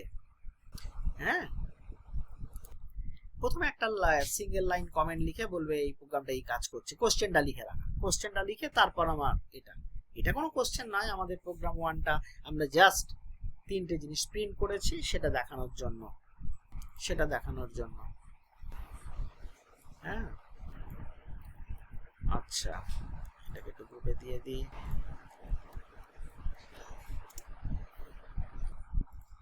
ওকে, তাহলে আমরা সি প্রোগ্রামের স্ট্রাকচারটা আমরা দেখলাম। স্ট্রাকচারটা দেখলাম, দেখে এবারে আমরা একটা অন্য প্রোগ্রামে যাব। তাহলে আমরা প্রতিবার লিখবো কেন, এটাকে কপি করে নিই, কন্ট্রোল সি করে ফাইলে গিয়ে new empty file, control V. Okay দেখো এটা কি লেখা আছে, p1.c, এটা কিন্তু আনটাইটেলড, এটাকে তাহলে সেভ করতে হবে।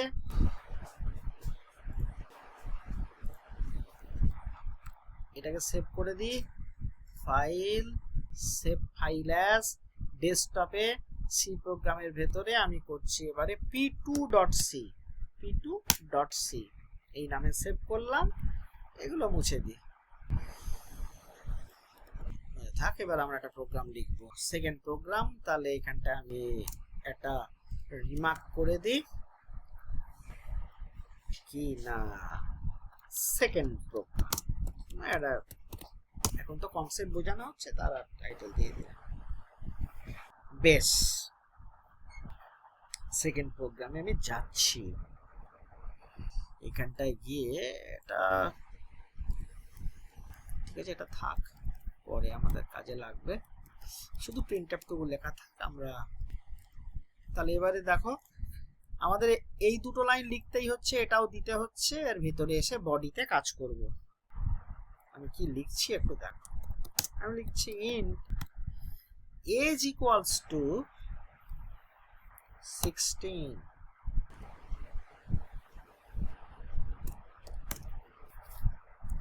লিখছি float marks equals to 98.5, লিখছি grade equals to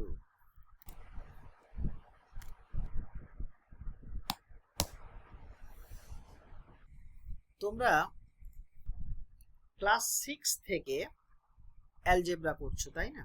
ক্লাস 6 থেকে অ্যালজেব্রা করছো, তোমরা লিখতে এরকম তাই না, a equals to 2, b equals to 3, এরকম কত কিছু লিখতে। এই a b এগুলোকে আমরা কি বলি তোমরা সবাই জানো, এগুলোকে আমরা বলি চলরাশি, বাংলায় বলি চলরাশি, ইংরেজিতে বলা হয় ভেরিয়েবল। ঠিক এরকম দেখো এখানে আমি ভেরিয়েবল নিয়েছি age equals to 16, marks equals to এত, গ্রেড ইকুয়ালস টু এত। গ্রেডটা আমি কিন্তু সিঙ্গেল কোটের মধ্যে রেখেছি কারণ এটা কোনো নাম্বার নয়, এটা ক্যারেক্টার, এটা ক্যারেক্টার। তুমি বলো স্যার ক্যারেক্টার কি? শুরুতেই বলছিলাম computer language is a set of character. মনে পড়ছে চরিত্রলিপি। ক্যারেক্টার 3 ধরনের, ক্যারেক্টার 3 ধরনের হয়। কি ক্যারেক্টার হয় না, অ্যালফাবেট হয়, নাম্বার হয়, নিউমেরিক ক্যারেক্টার আর স্পেশাল ক্যারেক্টার। কিবোর্ডে 3টে জিনিস আছে, অ্যালফাবেট আছে, নাম্বার আছে, special character, comma, hyphen, full stop, plus, minus, সব কিছু, স্পেস বার, এগুলো সব স্পেশাল ক্যারেক্টার। এইগুলো আমরা যখন লিখব সেটাকে একটা সিঙ্গেল কোটের মধ্যে রাখা হয়। তাহলে গ্রেড হচ্ছে এ, আমরা এ দিলাম, শুধু এ দিলাম। আচ্ছা, কারণ আমি দুটো হবে না, ক্যারেক্টার হচ্ছে একটা নেব, সিঙ্গেল ক্যারেক্টার একটা, প্লাসটা হবে না, একটাই নেব, একটা নেবে। দুটো নিতে গেলে তখন আবার অন্য জিনিস আসবে, সেটা পরে আসবো। তাহলে আমি যদি বলি A2 B5 C3 সেই রকমই তাহলে এই 3টে জিনিস। তাহলে এখানে আমাদের এই 3টে লাইনে লাইন নাম্বার 5, 6, 7 কটা ভেরিয়েবল ইউজ হয়েছে দেখি আমি একটু জিজ্ঞেস করি নাম ধরে। কেউ বলো না, আমি নাম ধরে একটু জিজ্ঞেস করি যারা ক্লাস করছে। আফিয়াত মুস্তাফি, শুনতে পাচ্ছিস আমার কথা? হ্যাঁ স্যার বলুন। আফিয়াত, আচ্ছা আফিয়াত তুই যেন কোন স্কুলে পড়তিস, মানে পরীক্ষা হটুগঞ্জ গার্লস। ও আচ্ছা, আফিয়াত হচ্ছে গার্লস, আচ্ছা আচ্ছা ওকে, গার্লস, হটুগঞ্জ গার্লস। এবারে তাহলে অন্য জায়গায় পড়তে। হটুগঞ্জ গার্লসে কম্পিউটার সায়েন্স আছে কিনা আমার জানা নেই, সম্ভবত নেই। হ্যাঁ আছে, এবার সেটা আর্টসের, না আর্টসে তো সায়েন্স নয়, ওটা কম্পিউটার অ্যাপ্লিকেশন। তাই ওটা ছেড়ে এবার ওটার পাশে এমএন খেতে যাব। এমএন কে, আচ্ছা হ্যাঁ ওখানে আছে। আচ্ছা আমাকে একটু বলতো আফিয়াত, এখানে এই লাইন নাম্বার 5, 6, 7 এ কটা ভেরিয়েবল আছে? স্যার 3টে। ইয়েস, 3টে ভেরিয়েবল আছে, ঠিক, ভেরি গুড, 3টে ভেরিয়েবল আছে। আচ্ছা আফিয়াতের পরে অহন, অহন বল। হ্যাঁ স্যার, হ্যাঁ, ভেরিয়েবল 3টের নাম কি? ফার্স্টে এটা হচ্ছে এজ, তারপরে মার্কস, তারপরে grade. Very good, very good. Arijit Maiti, হ্যাঁ স্যার বলুন। 3টে ভেরিয়েবল দেখতে পাচ্ছিস তো? হ্যাঁ, ভেরিয়েবলের তাহলে কোনগুলো ভ্যালু? এজ এ 16, মার্কস 98.5, গ্রেডে এ। Very good. তাহলে একটা ভেরিয়েবলের লেফট সাইডে যেটা থাকে তাকে আমরা বলি এল ভ্যালু, লেফট ভ্যালু, ওটাও value. Variable name is also a value. আর রাইট সাইডে যেটা থাকে তাকে বলি R value, right value. Original value কিন্তু রাইট সাইডে, আর নেম অফ ভেরিয়েবল বাঁ দিকে থাকে। আমাদের আজকের যেটা শেখার বিষয়, এই তিনটে শব্দ কি, আমি যদি জিজ্ঞেস করি এই তিনটে শব্দ কি, তিনটাই কিন্তু ইংরেজি অ্যালফাবেট দিয়ে তৈরি, অর্থাৎ ইংলিশ লাইক ওয়ার্ড, কিন্তু তুমি তিনটেই কিন্তু ইংরেজি ডিকশনারিতে পাবে না। কম্পিউটার ডিকশনারি আছে, কম্পিউটার ডিকশনারিতে পাবে, ইংরেজি ডিকশনারিতে পাবে না। এই তিনটে সির শব্দ, ইন্ড, ফ্লোট, ক্যার। ইন্ড বোঝায় ইন্টিজার ভেরিয়েবল বোঝাতে, মানে এই ভেরিয়েবলটা পূর্ণ সংখ্যা রাখছে, এজ ভেরিয়েবলটা পূর্ণ সংখ্যা রাখছে। শুধু এজ লিখলে হবে না, এরর দেবে, তোমাকে বলে দিতে হবে এই ভেরিয়েবলটা কি ডেটা রাখছে। আবার একটা শব্দ হলো ডেটা, কোনগুলো ডেটা, ভ্যালুগুলো হচ্ছে ডেটা। 16 পূর্ণ সংখ্যা, এটা ডেটা। 98.5 এটা দশমিক সংখ্যা, এটাও ডেটা। আর এ ক্যারেক্টার, এটাও ডেটা। তাহলে পূর্ণ সংখ্যা বোঝাতে ইন্ট, দশমিক সংখ্যা বোঝাতে ফ্লোট, আর ক্যারেক্টার বোঝাতে ক্যার। আর একাধিক ক্যারেক্টার বোঝাতে, ওই যে একটু আগে প্লাস লিখেছিলাম বা আরো অন্য কিছু লিখবো, তখন কিন্তু সেটাকে বলে স্ট্রিং বলা হয়। Group of characters is called a string. অনেকগুলো ক্যারেক্টার নিয়ে যেটা হয় সেটা স্ট্রিং, আমরা পরে আসবো। এখন আপাতত মাথায় বোঝা বাড়াবার দরকার নেই, এইটুকু লিখেছি। এইবার আমি প্রিন্টএফে যাব। প্রিন্টএফে গিয়ে লিখছি, কি লিখছি ভালো করে দেখো।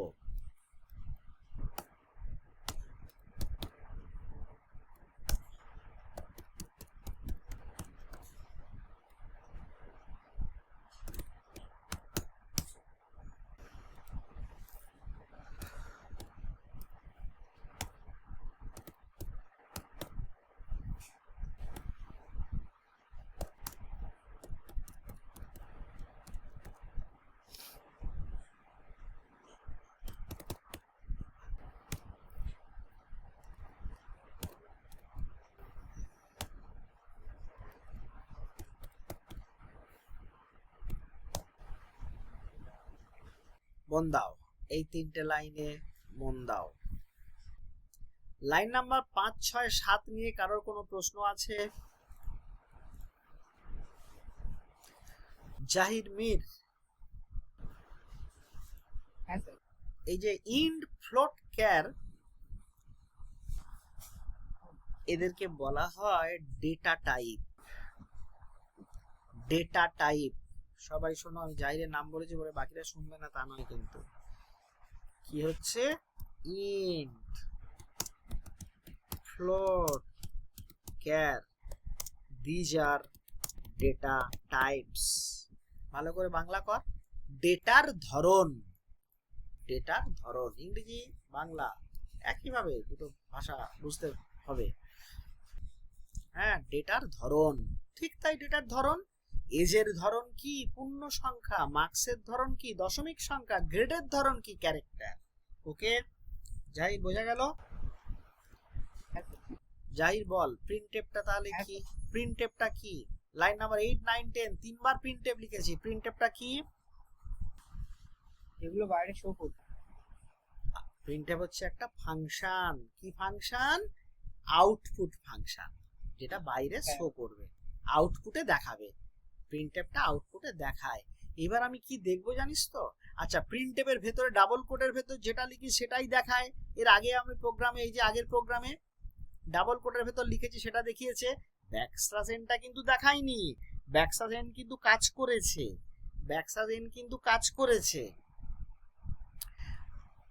আচ্ছা, এই প্রোগ্রামটা আমি দিয়েছিলাম তো গ্রুপে, প্রোগ্রামটা হ্যাঁ দিয়েছিলাম। ওকে, হ্যাঁ, তাহলে এইখানে এই যে প্রিন্টএফের ভেতরে যদি আমি এইটা লিখি, কি দেখাবে জানিস তো? ও দেখাবে এজ ইকুয়ালস টু, এই পার্সেন্টেজ ডিটা কাজ করবে না। প্রিন্টএফ পরের লাইন নাম্বার 9 এ মার্কস ইকুয়ালস টু এটা দেখাবে, আর গ্রেড ইকুয়ালস টু দেখাবে। অর্থাৎ আউটপুটটা কি আসবে জানিস?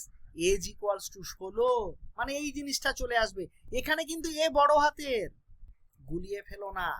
এই এজ আর এই এজ কিন্তু এক নয়।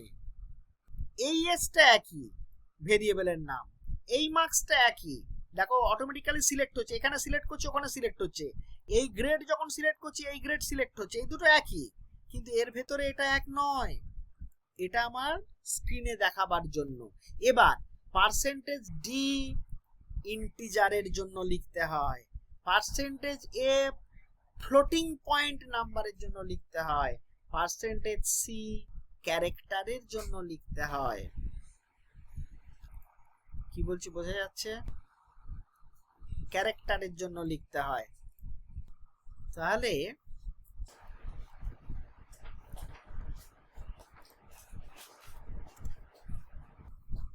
তাহলে এই যে এগুলো কি percentage D F C, these are access specifier বলা হয়।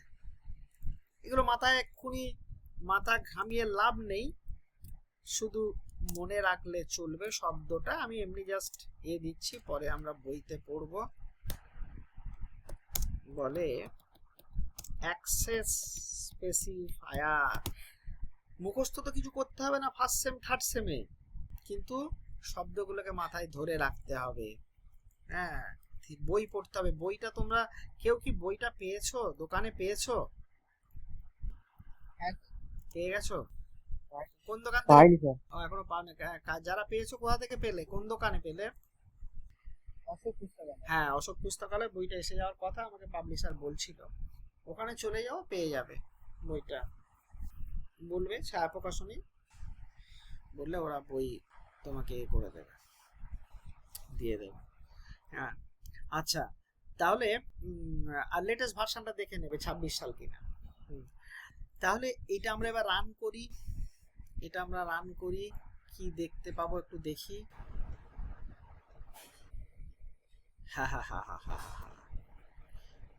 এজ হলো এসেছে, মার্কস 98.5 এর পরে কতগুলো জিরো বসে দিয়েছে। ও ম্যাক্সিমাম 6টা সংখ্যা বসায় দশমিকের পর, ওই জন্য 0 0 5টা বসে, মোট 6টা পয়েন্টের পরে 6টা গ্রেডে সব কটাই এসছে, একটা লাইনে চলে এসছে। আচ্ছা, পার্সেন্টেজ ডি বা এফ বা সি সেগুলো কিন্তু আসেনি। তাহলে একটা লাইনে এসছে মানে আমি কি দেবো? এইখানটায় দেবো ব্যাকস্ল্যাশ এন, তাই না? এখানে দিতে পারি, বা সব থেকে ভালো এইটা, এই লাইনের শুরুতে আর এই লাইনের শুরুতে। এবার তিনটে আলাদা আলাদা চলে আসবে। কি হলো? ও, এই দেখো অনেক সময় এরকম হতে পারে, এইটা আমি অফ করে, এটা মিনিমাইজ করে ফেলেছিলাম। মিনিমাইজ করতে আমার কিন্তু এখানে কিন্তু দেখো কাজ করবে না, এটাকে বন্ধ করে দিতে হবে, আউটপুটটাকে দিয়ে আবার রান করাতে হবে। বিল্ড অ্যান্ড রান বা F9। এবার তিনটে আলাদা আলাদা লাইনে আসবে, দেখো তিনটে আলাদা লাইনে এসছে, কোনো সমস্যা হয়নি। তাহলে আমরা এই প্রোগ্রামে কি শিখে যাচ্ছি? সেকেন্ড প্রোগ্রামে আমরা কি শিখছি? আমরা ডেটা টাইপ গুলো শিখছি। তাহলে আমি এখানটাতে একটা যে intro of data types, data টাইপের একটা ইন্ট্রোডাকশন দেখছি, সেটা বুঝলাম। এবার এই প্রোগ্রামে আর একটা জিনিস আমি লিখছি, একটু দেখো।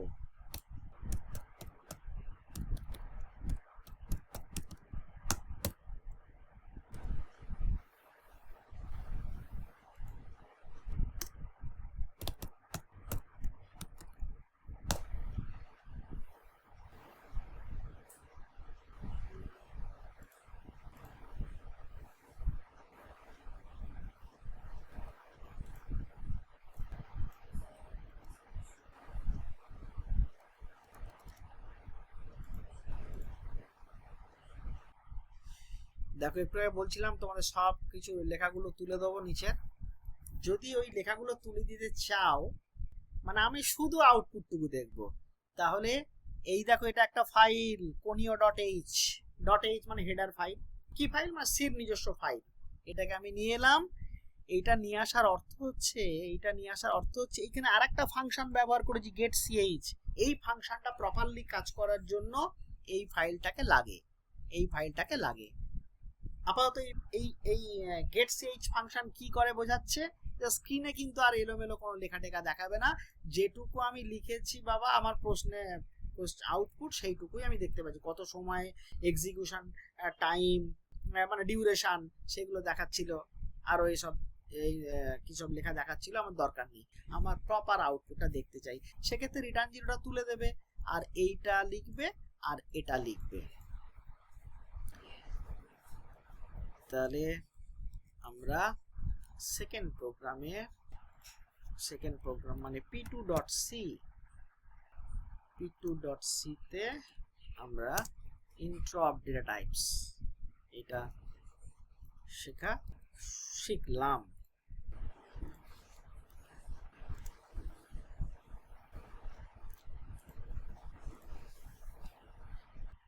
তাহলে ক্লাস এগিয়ে চলেছে, ডেটা টাইপ আমরা বুঝতে পারলাম, মোটামুটি শুরু হলো আর কি, শুরু হলো। এইবার একটা প্রোগ্রাম আমরা লিখি, কি লেখা যায়, বেশ আমরা এটাকেই কপি করে নিই, একবার ফাইলে গিয়ে new empty file, control V, p3.c save করে নিই। সেভ না করলে কালারফুল হবে না, save file as C programs p3.c। আচ্ছা এইখানে দেখ p1.c, p2.c, এরপরে p3, এই সরি p3 নামটা দিই, p3.c, p3 এখনো আসেনি। দেখ p1 এর সাথে সাথে একটা প্রোগ্রামের সাথে আরো দুটো প্রোগ্রাম এসছে, আরো দুটো ফাইল, প্রোগ্রাম নয়, এটা তো programme file, p1.c programme file, p2.c programme file, icon দেখেই বুঝতে পারছিস, .c দেখেও বোঝা যাচ্ছে। প্রতিটা প্রোগ্রামের জন্য আরো দুটো ফাইল আসবে, একটা .exe ফাইল, একটা .o ফাইল, এটাকে বলা হয় এক্সিকিউটেবল ফাইল, এটা অবজেক্ট ফাইল। এগুলো কি আসছে এটা নিয়ে তোদের মাথা ঘামার দরকার নেই, ডিলিট করলেও করে দিতে পারিস, এগুলো ডিলিট করলেও কিছু যায় আসে না, এটা ডিলিট করলেও কিছু যায় আসে না, ডিলিট করে দেওয়া যেতে পারে, নো প্রবলেম। আমি এবার নাম দিচ্ছি কি p, কিন্তু .c-টাকে ডিলিট করে দিস না জানো, তাহলে গন্ডগোল হয়ে যাবে। এবার নাম দিচ্ছি p3.c, যখনই আবার রান করবো আবার p3 পরে আবার দুটো ফাইল চলে আসবে। আচ্ছা আমরা p3.c, এইখানে আমরা একটা প্রোগ্রাম করি, আমি করছি অ্যাভারেজ অফ 3 নাম্বারস, তিনটে নাম্বারের average, 3 known numbers, sorry known, 3 known numbers, that is ধরো 10, 5, 10, 5 and 3, 10, 5, 3, এই তিনটে নাম্বারের আমি অ্যাভারেজ করব। শুরুতে আমি কি করছি দেখ, আমি 10 রাখলাম, n2 ভেরিয়েবলে 5 রাখলাম, আচ্ছা স্পেস দিতে হবে না, স্পেস দরকার, n3 ভেরিয়েবলে 3 রাখলাম। এই লাইনটা ভালো করে দেখো, লাইন নাম্বার 7, বাকিগুলো তো একই আছে। কি করছি, তিনটে ভেরিয়েবল, তাদের নাম কি, একটা নাম n1, তুমি বলো স্যার এরকম নাম দেওয়া যায়, হ্যাঁ নাম দেওয়া যায়, কিন্তু এই রকম নাম দেওয়া যাবে না, 1n বলা যাবে না, সরি 1n বলা যাবে না। প্রথমে কখনো ভেরিয়েবলের নামের প্রথমে সংখ্যা থাকে না, বা তুমি এরকম বলতে পারবে না, n স্পেস 1 বলতে পারবে না, n আর তার মাঝখানে স্পেস দিয়ে দিলে এটা বলতে পারবে না, স্পেস অ্যালাউ নয়। তুমি বলতে পারো _1, নো প্রবলেম, আবার হাইফেন অ্যালাউ নয়। এগুলো হচ্ছে ভেরিয়েবলের কিছু নেমিং কনভার্সন আছে, হ্যাঁ সেগুলো আমাকে সেগুলো মেনে চলতে হবে। আচ্ছা তাহলে n1 এ 10 রেখেছি, n2 তে 5 রেখেছি, n3 তে 3 রেখেছি, অর্থাৎ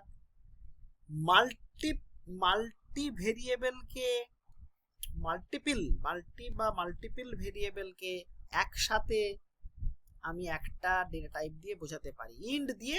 আমি আমার কেউ বলতে পারে ইন্ট n1 10, আবার পরের লাইনে ইন্ট n2 5, আবার পরের লাইনে ইন্ট n3 3 বলতে পারে, দরকার কি, আমি একবার দিয়ে বলতে পারবো। কিন্তু এখানে ফ্লোট লিখে হবে না, একই ডেটা টাইপ হলে এক জায়গায় বলতে পারো, কোনো সমস্যা নেই। আমাকে কি করতে বলেছে, এই তিনটে অ্যাভারেজ বার করতে বলেছে, আমি এখানে আর একটা ভেরিয়েবল নিয়ে নিলাম, তার নাম এভিজি ফ্লোট। এবার আমি করছি এভিজি ইকুয়ালস টু কি লিখবো, n1 plus n2 plus n3 divided by 3। This is, এখানে একটা কমেন্ট লিখে দিই, এটা হচ্ছে প্রসেসিং স্টার্ট হয়ে গেল। 3টে যোগ করে 3 দিয়ে ভাগ করে এভিজির মধ্যে রেখে দিল। প্রিন্টএফ এর ভেতরে আমি এখানে লিখবো অ্যাভারেজ। আর অ্যাভারেজটা কি ভেরিয়েবল বলো তো? অ্যাভারেজটা কি ভেরিয়েবল? এভিজিটা কি ভেরিয়েবল? Float type variable. তাহলে এখানে দেবো এফ, আর এখানে লিখে দেবো এভিজি। খুব মন দিয়ে দেখো, এটা হচ্ছে কি এতক্ষণ ধরে বলছি, এবার বলছি ভেরিয়েবল ডিক্লারেশন। ভেরিয়েবল গুলোকে ডিক্লেয়ার করলাম, ঘোষণা করলাম এগুলো। এটাও তাই ভেরিয়েবল ডিক্লারেশন। হ্যাঁ, এটাও কিন্তু সেম। দেখো পাশে আমি কমেন্ট লিখছি, কোনো সমস্যা নেই। হ্যাঁ, কমেন্ট লিখলে কোনো সমস্যা নেই, এটাও ভেরিয়েবল ডিক্লারেশন। এটা প্রসেসিং হলো, আর এইটা কি হলো, আউটপুট ফাংশন। আউটপুটে দেখাবে। চলো এটা রান করে দেখি কি হয়। দেখো কি দেখাচ্ছে, এভারেজ 6, 10 5 15, 3 18 কে 3 দিয়ে ভাগ করলে 6। ফ্লোটিং পয়েন্ট নাম্বার নিয়েছিলাম তাই 6 এর পয়েন্টের পরে 6টা জিরো দেখাচ্ছে। আউটপুটে আর কিচ্ছু দেখাচ্ছে না। ক্লিয়ার? যদি এটা আমি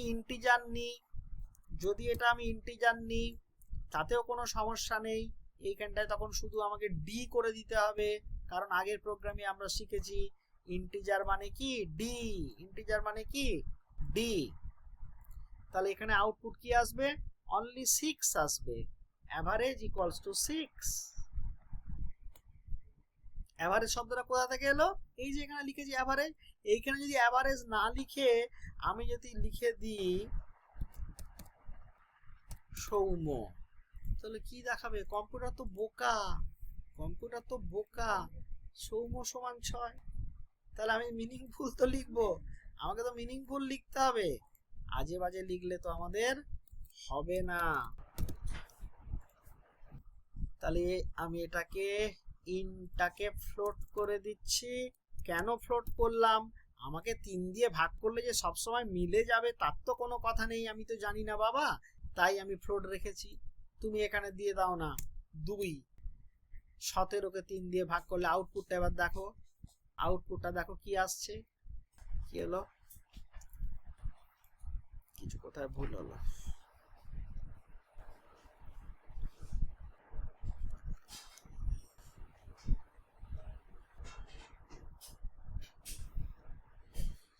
আচ্ছা, এইখানে একটা জিনিস হলো, ও শুধু ইন্টিজারটাকে দেখাচ্ছে। শুধু ইন্টিজারটাকেও দেখালো। এখানে একটা কাজ করতে হবে আমাদের। এখানটাতে এটাকে বলা হয় কাস্টিং, ডেটা টাইপের কাস্টিং বলা হয়। ও ইন্টিজার গুলোকে যোগ করে 3 দিয়ে ভাগ করছে, তো সেই জন্য এখানটাতে কি জানো, এইখানটায় সম্ভবত লিখতে হবে ফ্লোট।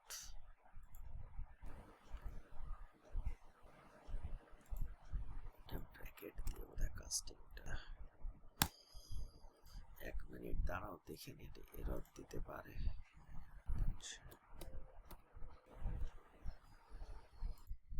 টাইপ কাস্টিং বলা হয়। ওকে, আউটপুট একদম ঠিকঠাক এসছে। কি বলছে একটু খেয়াল করো। এভিজিটা ফ্লোটিং পয়েন্ট নাম্বার বোঝাচ্ছে। এভিজি ভেরিয়েবলটা ফ্লোটিং পয়েন্ট নাম্বারকে বোঝাচ্ছে। এটা নিয়ে কারো কোনো প্রশ্ন নেই, নিশ্চয়ই বুঝতে পারছো। আর বাকি এই যে 3 দিয়ে যোগ করে 3 দিয়ে ভাগ করে যখন মিলে যাচ্ছে কোনো সমস্যা হচ্ছে না পয়েন্টটা, কিন্তু যখন মিলছে না, দেখো যখন এই ফ্লোটটা দিইনি, এই যে এটা যখন দিইনি, তখন ও কি করলো? ও তখন করলো কি, না শুধু ইন্টিজারটাকে দেখিয়ে দিল আর পয়েন্টের পরে কিছু নিল না। এইটাকে আনতে গেলে আমাদের কি করতে হবে, ফ্লোট কিওয়ার্ডটাকে আরেকবার আমাদের এই প্রসেস যেখানে হচ্ছে তার আগে দিয়ে দিতে হবে ব্র্যাকেটের মধ্যে। এটাকে বলা হয়, আমি এখানে নিচে দিয়ে দিচ্ছি, এটাকে বলা হয় টাইপ কাস্টিং বলা হয়। হ্যাঁ, এই পুরো লাইনটাকেই আমি কপি করে বোঝানোর জন্য এটাকে বলা হয় টাইপ কাস্টিং। একটা ডেটা টাইপ থেকে আরেকটা ডেটা টাইপে চেঞ্জ হলে এটা করতে হয় টাইপ কাস্টিং। আরো টাইপ কাস্টিং নিয়ে পরে আসবো, এক্ষুনি মাথা ভারী করার দরকার নেই। তাহলে আমি 3টে প্রোগ্রাম আজকে করলাম। এটা ফার্স্ট প্রোগ্রাম, এটা সেকেন্ড প্রোগ্রাম। ডেটা টাইপ 3টে ডেটা টাইপকে চিনেছি, আরো ডেটা টাইপ আছে পরে আমরা জানবো, ধীরে ধীরে জানবো। আর আমরা একটা ছোট্ট 3টে নাম্বারের অ্যাভারেজ বার করলাম। এখানে নাম্বারগুলো আমরা চেঞ্জ করতে পারি। আমি ওই যে নোন নাম্বারস বলেছি, নোন নাম্বার 10 5 3 তুমি না দিয়ে অন্য নাম্বার দেবে। যাদের কম্পিউটার আছে তারা কোড ব্লক সফটওয়্যার নামিয়ে নেবে। কি করে করবে, ডাউনলোড করবে, আমি একটা ভিডিও দিয়ে দেবো, সেটা দেখে করবে। হ্যাঁ, সেই ভিডিওটা যা দেখে তোমরা ইয়ে করবে। আর উইন্ডোজ 10 অথবা 11 এ কাজ করবে, 7কে কিন্তু বাদ দেবে। উইন্ডোজ 7 কিন্তু বাদ, হয় 10 না 11। আমরা যেমন 11 এ কাজ করছি। হ্যাঁ, সে ডেস্কটপে করতে পারো, ল্যাপটপে, যেখানে খুশি। এইগুলো প্র্যাকটিস করো। আর আমি কিছু কোশ্চেন দেব, আমি কিছু প্রবলেম দেব, গ্রুপে দিয়ে দেবো, সেগুলো একটু নিজেরা প্র্যাকটিস করবে। হ্যাঁ, সেগুলো করবে, মানে খাতায় করবে। আচ্ছা, একটা খাতা করবে, সাদা খাতা। এখন যেহেতু আমার কাছে আসছো না, তোমরা সাদা খাতা করবে, নতুন খাতা, বড় খাতা করো, ছোট খাতা করো না যেন। সেই খাতায় নাম্বার 1 প্রোগ্রাম এটা লিখবে, নাম্বার 2 প্রোগ্রাম এটা লিখবে, নাম্বার 3 প্রোগ্রাম এটা লিখবে। অলরেডি আমি সবই গ্রুপে দিয়ে দিয়েছি। সেখান থেকে খাতায় তুলে নেবে। আর আমি হোমওয়ার্ক দেব, সেগুলো প্রোগ্রাম নাম্বার 4 5 6 করে করবে। হ্যাঁ, আমি একবার গ্রুপটা দেখে নিই। প্রোগ্রাম 3, প্রোগ্রাম 2, প্রোগ্রাম 1, ওকে, 3টেই দেওয়া আছে।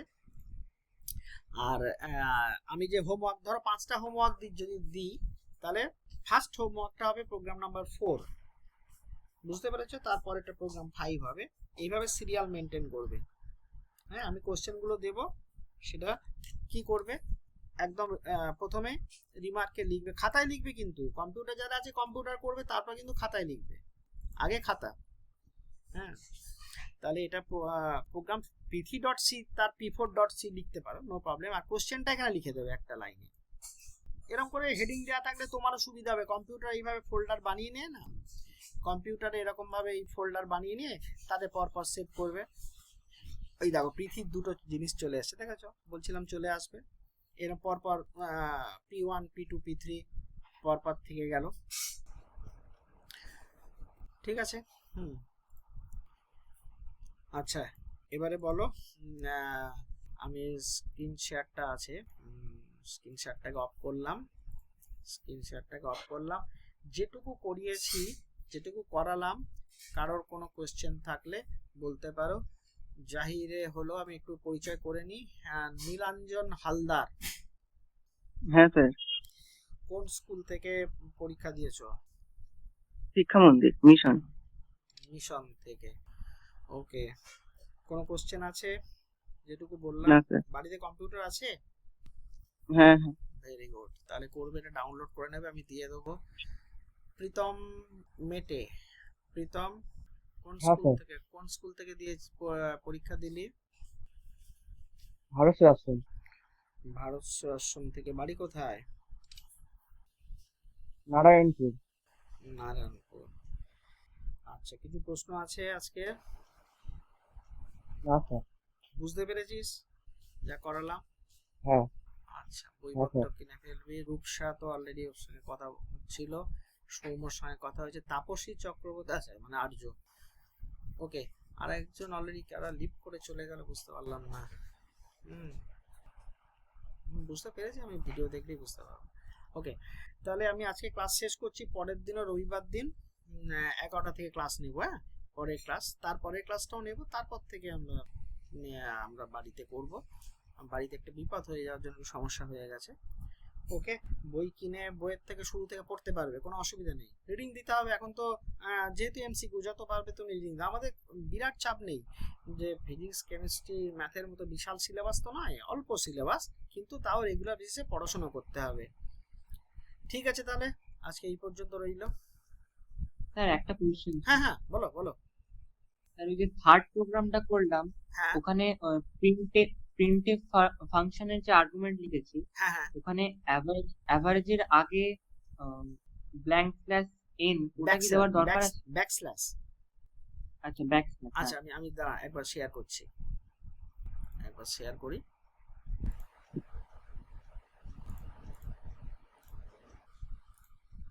হ্যাঁ বল, কোনটা বলছিস?